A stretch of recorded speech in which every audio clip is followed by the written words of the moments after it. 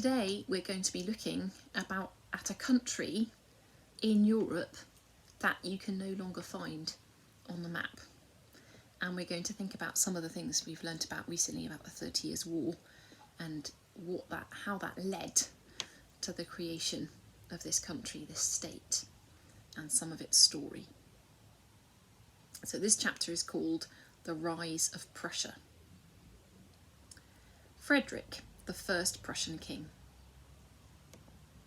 Imagine that you're at a huge family reunion where all of your aunts, uncles, cousins, second cousins and third cousins are gathered together.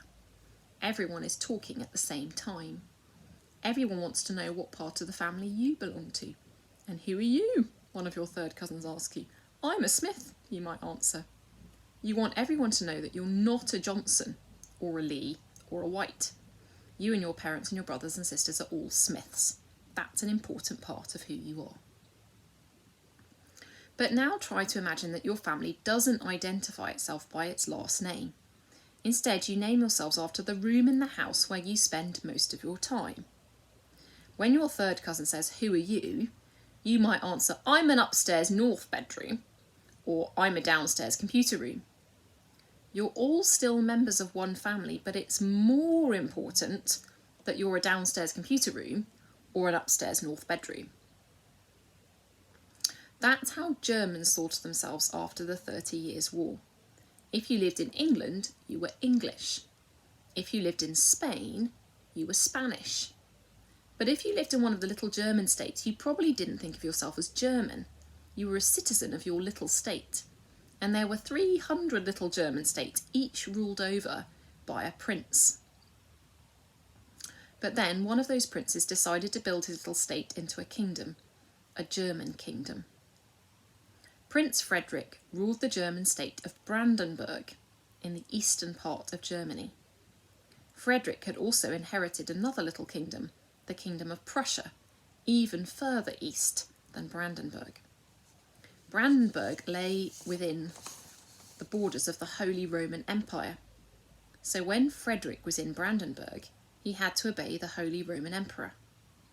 But Prussia wasn't part of the Holy Roman Empire.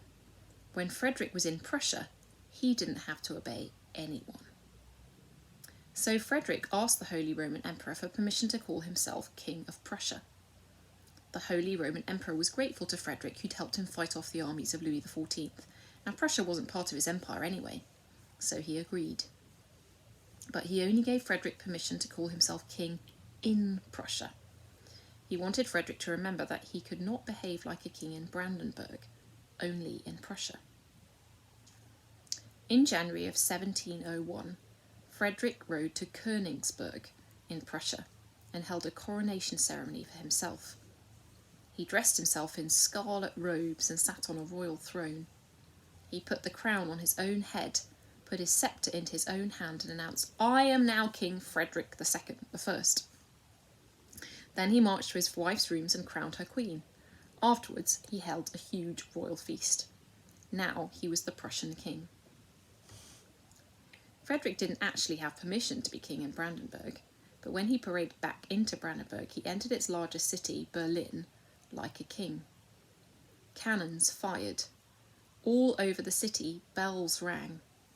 Candles and torches and lanterns were lit in every window so that the city glowed like a star.